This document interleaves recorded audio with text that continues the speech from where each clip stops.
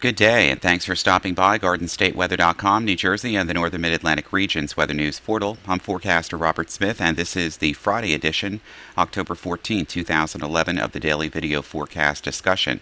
Also, a great day if you're receiving the new iPhone 4S, which goes online today in stores, and also available if you pre-ordered it. Should be arriving today, too. And a busy weather day on tap again today, folks. Unfortunately, we had a batch of rain that moved through, scattered in locations, heavy at times. In some areas, there's some moderate rain and falling across into Connecticut, moving from offshore the Atlantic.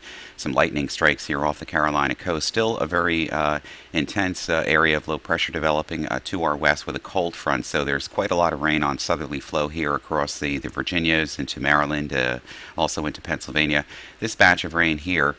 The Storm Prediction Center has outlined this whole area. Our whole region actually is involved in an area of widely scattered showers and thunderstorms today, and it could be some moderate to heavy rain falling from any of these storms during any portion of the metropolitan area, especially this afternoon and this evening, as the whole system and frontal boundary lift through the area.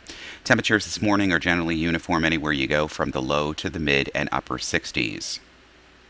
Busy day in the advisories department, too. Here we still have coastal flood advisories until about 1 o'clock this afternoon for mean water being above the area around the coastal inlets here. So could get some water rushing back into the coast and causing some minor coastal flooding there. Small craft advisories anywhere you go from southern Massachusetts and all the way down through the mid-Atlantic today, and these advisories will be in effect, small craft advisories for various regions in this area, in this generalized area, through this afternoon and early tonight. Meanwhile, back in portions of the Delmarva, we have coastal flood warnings, and that's because we've had some of the water now from the previous storms moving into this area until around 12 noon this afternoon. Upstate New York, where it's been raining a little heavier this morning near Poughkeepsie and points north up Route 87 there through the Thruway, there's aerial flood advisories until 8:45 this morning, too. We can expect probably more flash flood watches or warnings to be issued in central Pennsylvania, southern New Jersey, the Philadelphia metro area. It's not out of the question here in parts of northwestern New Jersey or the New York City area either, later this afternoon and this evening, as the rainfall could be coming down heavy in some spots.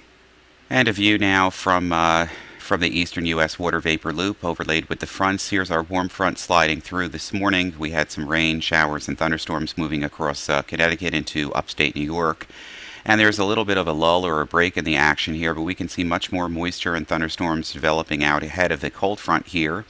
The triple point here between the occlusion, the warm front, and the cold front across the Pennsylvania area down through the Virginias. And this will swing eastward as a mid and upper level disturbance rounds the base of this trough this afternoon, and more showers and thunderstorms. Could be talking about a half of an inch, even an inch and a half is not out of the question, as precipitable water values are running 200 to 300% above mean average here across the mid-Atlantic states.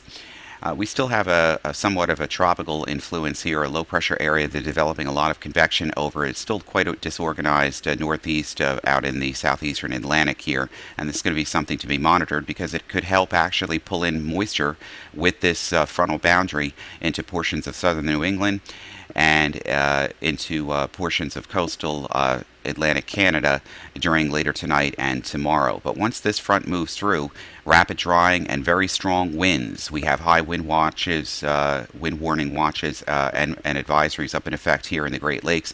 And some of these winds are going to transport down into the mid and lower levels at the surface during tomorrow. So tomorrow we may need a wind advisory around here.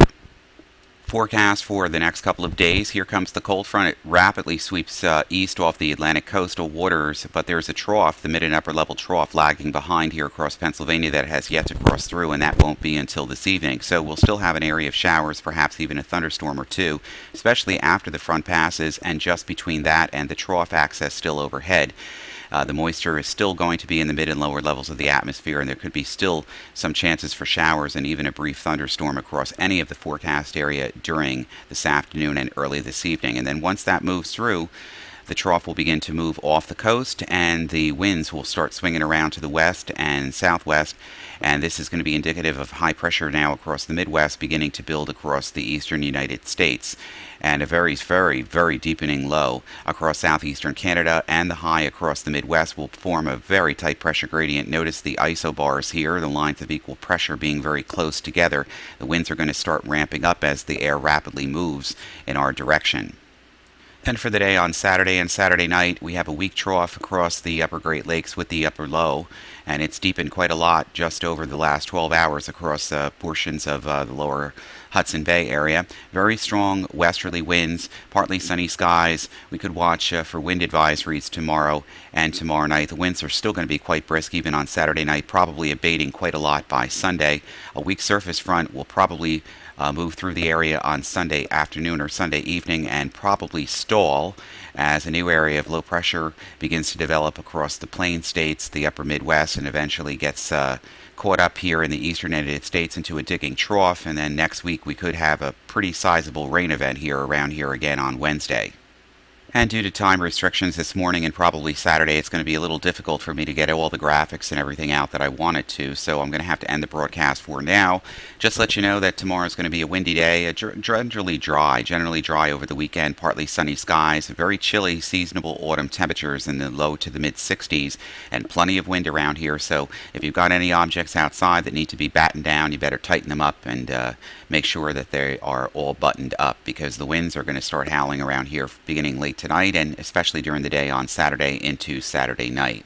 Generally dry autumn weather through the weekend, and then we'll talk about a storm for next week, probably midweek period again, then getting very windy after that again next week. So weather is very active, and La Nina continues to develop in the Pacific. All signals are pointing in this direction, so we'll talk a lot more about that hopefully over the weekend as I get a better chance to sit down here and do what I have to do. So you make it a good Friday, and I'll talk to you again hopefully on Saturday right here from GardenStateWeather.com. I'm forecaster Robert Smith. You make it a good day and a great weekend.